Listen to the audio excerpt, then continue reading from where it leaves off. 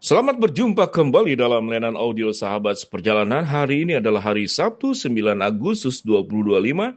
Tema renungan saat teduh kita dengan judul Bercermin Berulang-ulang. Firman Tuhan terambil dalam Galatia 6 ayat keempat sampai dengan kelima.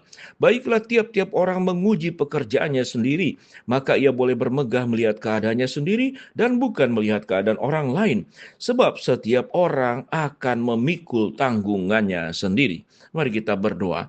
Bapa yang di dalam surga, biarlah kami bertanggung jawab sesungguhnya dimulai dari apa yang kami lakukan dan bertanggung jawab atas hidup kami dengan baik-baik di hadapan Tuhan. Dalam nama Tuhan Yesus kami berdoa. Amin. Shalom sahabat seperjalanan yang dikasihi Tuhan, di sini kita bertemu dengan bercermin berulang-ulang. Kita tahu dengan jelas yang namanya bercermin, kita berada di hadapan cermin dan kita melihat wajah kita. Lalu kita menata sedemikian rupa bagaimana rambut kita sudah baik atau tidak, sudah rapi atau tidak, pakaian yang kita kenakan apakah tepat atasan dengan bawahannya, apakah kemudian ada lipatan yang kusut yang perlu disetrika, dan kemudian agar penampilan kita menjadi penampilan yang layak, sopan, dan kemudian pantas. Maka itu dilakukan bercermin berulang-ulang. Tentunya antara laki-laki dan perempuan di dalam bercermin rasa-rasanya ini jarang sekali kalau laki-laki yang lebih banyak bercermin. Kadang-kadang laki-laki tanpa cermin sekalipun tidak masalah. Itu dengan perasaan saja rambutnya masih rapi atau tidak. Tapi kalau wanita itu berulang-ulang bercermin secara spesifik, dia lihat apakah alis matanya, bulu matanya, kemudian make up yang dipakai apakah perlu lebih tipis atau lebih tebal. Dan itu berjuang sedemikian rupa. Terkadang untuk memakai pakaian saja seorang ibu atau seorang wanita bisa 3-4 kali berganti pakaian sampai kemudian rasanya inilah pakaian yang paling cocok dan tepat untuk dipakai pada hari ini. Sehingga wanita adalah pribadi yang sangat rajin bercermin. Sahabat seperjalanan, cermin itu memang tidak berdusta. Hanya ada satu saja yang kesalahan dalam cermin. Sewaktu kita mengangkat tangan kiri, maka di cermin itu adalah tangan kanan. Tapi selebihnya, cermin itu akan jujur menjelaskan itu siapa kita yang sesungguhnya. Kecuali ada cermin cembung. Nah, cermin cembung itu membuat kita semakin tinggi atau semakin pendek. Itu kita tahu dengan jelas. Kalau itu cermin cembung, ada juga cermin cekung. Kalau cekung yang saya tahu semakin pendek cembung, semakin badan kita tinggi. Jadi tidak proporsional. Tetapi yang dimaksud dengan bercermin adalah melihat diri kita masing-masing. Kita mengatakan pada ayat 4, baiklah tiap-tiap orang menguji pekerjaannya sendiri. Apa yang dimaksud dengan pekerjaannya sendiri? Kita melihat di dalam Galatia, memang ini adalah bagian yang disampaikan kepada jemaat di Galatia.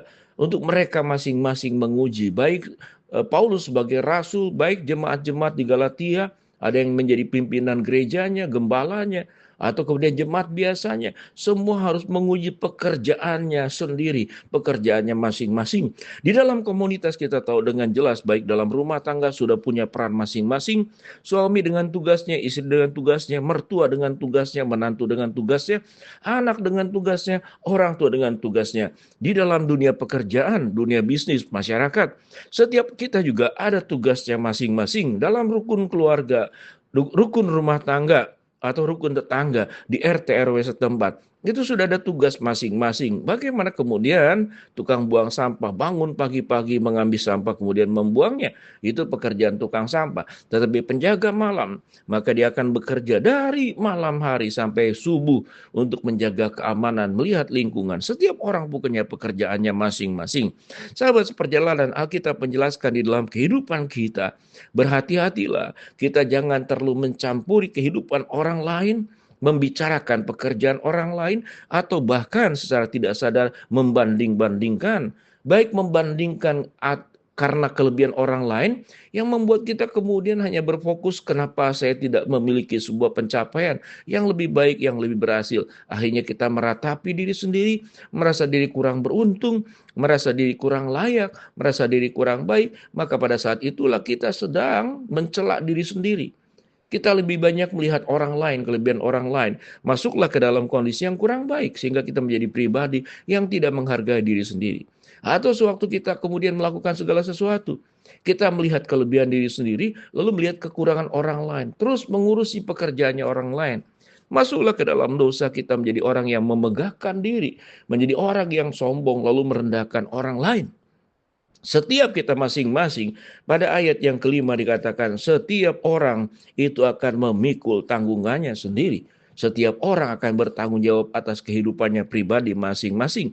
Dan di hadapan Allah kita dipanggil untuk terus mawas diri, mengoreksi diri, mengevaluasi diri, mengkritik diri sendiri, membuat diri sendiri bagaimana dari hari ke hari itu menjadi lebih baik.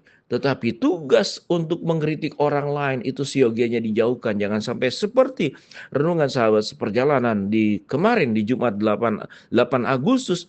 Kita menjadi orang yang suka menghakimi, membuat orang lain yang sudah jatuh, kemudian kita menimpakan tangga kepada dirinya, sehingga sudah jatuh tertimpa tangga. Tugas kita adalah bercermin berulang-ulang. Cermin itu tidak akan sewaktu ada cermin, maka cerminnya itu kemudian dihadapkan kepada orang lain. Cermin pasti akan berhadapan dengan kita. Dan cermin itu akan menolong siapa kita sesungguhnya. Firman Tuhan berkata, baiklah tiap-tiap orang menguji pekerjaannya sendiri.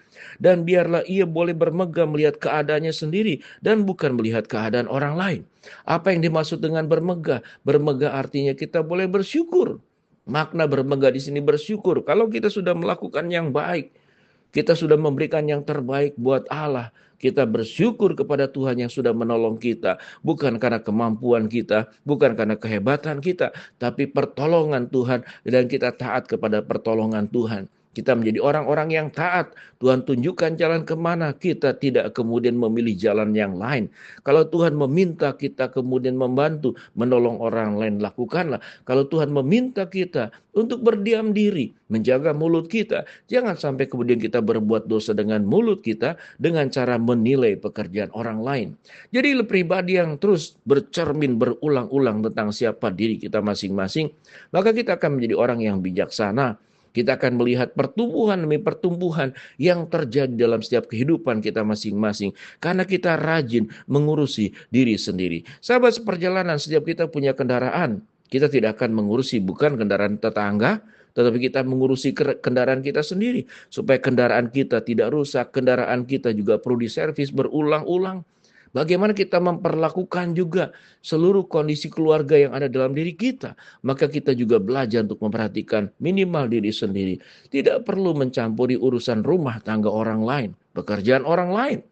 Tetapi kita pertama mengurusi diri kita sendiri. Yang kedua mengurusi rumah tangga kita sendiri. Setiap rumah tangga punya ceritanya. Setiap rumah tangga punya kisahnya. Di balik tembok rumah itu ada kisahnya. Di balik tembok keluarga pun ada kisahnya. Berhentilah untuk menjadi orang yang menghakimi orang lain, menilai orang lain. Tetapi kita menjadi orang yang pandai bercermin berulang-ulang. Melihat diri kita, memperbaiki diri kita agar hidup kita makin hari makin baik, makin memuliakan Allah. Firman Tuhan berkata, baiklah tiap-tiap orang menguji pekerjaannya sendiri, maka ia boleh bermegah melihat keadaannya sendiri dan bukan melihat keadaan orang lain. Sebab tiap-tiap orang memikul tanggungannya sendiri. Sahabat perjalanan, biarlah firman Tuhan yang kita dengar hari ini sungguh-sungguh memberkati kita dan membuat kita menjadi pribadi yang semakin berubah, bercermin berulang-ulang. Mari kita berdoa. Bapa dalam surga, terima kasih buat kebenaran firman Allah yang kami pelajari. Hamba-Mu berdoa buat sahabat seperjalanan yang sakit, Tuhan jamah sembuhkan. Sahabat seperjalanan yang sedang menghadapi masalah, Tuhan bukakan jalan. Sahabat seperjalanan yang sedang berdoa mengharapkan sesuatu, Tuhan kabulkan sesuai dengan waktu, rencana, dan kehendak Tuhan. Di dalam nama Tuhan Yesus kami berdoa. Amin.